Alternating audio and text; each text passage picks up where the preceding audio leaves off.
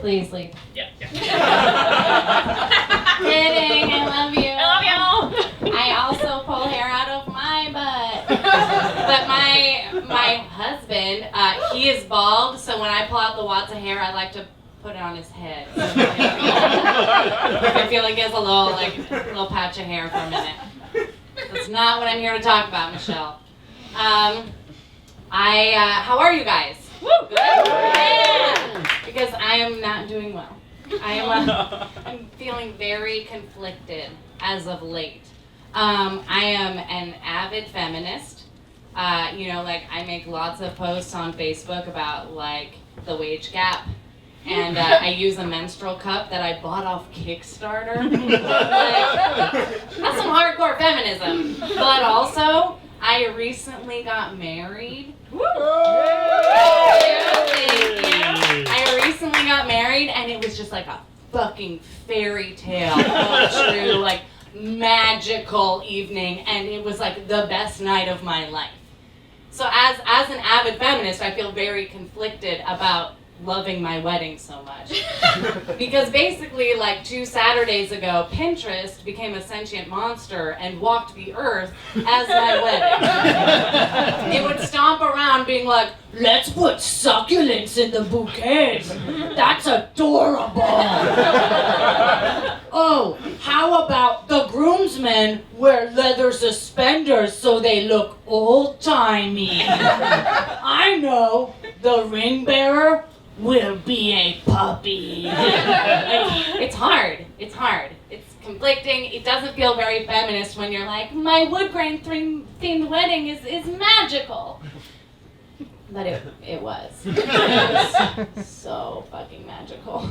And it doesn't feel feminist when you go to your parents and you're like, hey, mom and dad, can you spend tens of thousands of dollars for me to stand in front of all of our loved ones and publicly declare I'm gonna try so hard to fuck one person for the rest of my life. Also, when I do that, I would like to look like a pretty princess. It doesn't feel feminist.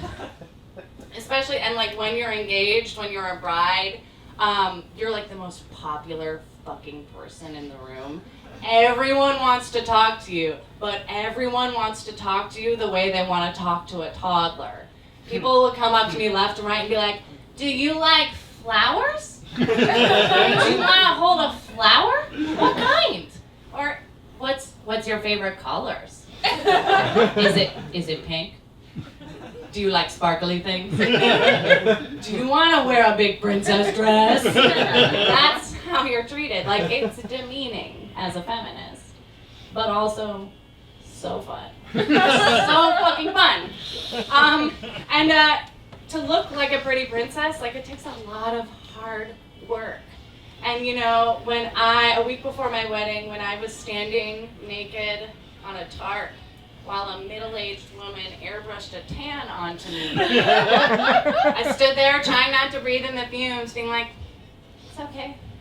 This is what a feminist looks like too. It's okay. And the next day, when I had to lay on a table with my eyelids taped shut for 2 hours, while a girl glued individual eyelash extensions onto my face. I lay there being like, you know what? I can't see, but I'm pretty sure this is what a feminist looks like. Right? And when I gave up carbs for 6 months, so I could look like a fucking baby bird that fell out of its nest onto a Pinterest board and slowly died of starvation, when I gave up those carbs, I realized giving up carbs gave me constant diarrhea. I sat on that toilet, just vomiting out my ass every day, thinking, it's alright. This is what a feminist shit's like. You're cool. You might be thinking, Jolenta, sounds like you have very mixed feelings about marriage. And you're not a huge fan of diarrhea. Why did you get married? I say, that is a very good question. I will tell you why. Okay, first shallow reason, just straight up health insurance. Like, I put in 5 fucking years with this dude. I deserve his like extremely corporate health insurance. But on a more personal level, these are my reasons. These are reasons why I got married. Reason 1, I found the only other person on planet Earth who still watches The Biggest Loser. And we, during makeover week, we sit on the couch and we hold each other and we weep because that shit is so fucking inspiring. I love watching those contestants see themselves the way like we've seen them the whole season, you know, the beauty on the inside's on the outside and it's magic. And he appreciates it. We're a good match. And reason number 2, we have both wiped each other's asses. My story's cute. Like, I had surgery and I needed help, and it was like early on in our relationship, and he'd like help me take a shower and like help me wipe, and it was magic. And for him, on his 30th birthday last December, he got so blackout drunk he fell asleep on the toilet. He then tried to put himself to bed, at which point I said, "You did not wipe, honey. Let me take care of that for you." But I know when we get old and we're both losing control of our bowels, like, we've been there. It's okay. Meant to be. And final reason is, this needs a little bit of backstory, is I love picking zits.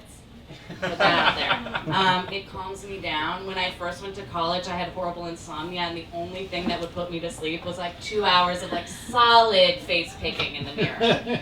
And you know, like, there's nothing like that gets me ready for bed than watching like a dermatologist video of just like going to town on a bunch of blackheads. Like, there's a whole community on YouTube of zit popping videos. You guys have got to look at them. It's amazing.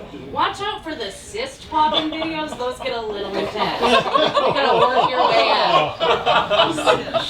Okay, so love popping zits. A few months ago, super stressed out. We're moving. We're about to get married. I have fucking picked every pore dry on my face. I am in desperate need of some picking, but I have nothing left to give to myself. And we're eating dinner, and I notice on my almost husband's neck, he has a giant fucking zit. Just one of those big like whiteheads that's like begging to be popped. You know when you pop it, it's just gonna like explode and like make a good noise. Like, you know it's a good zit when they like make a little like they make a little noise.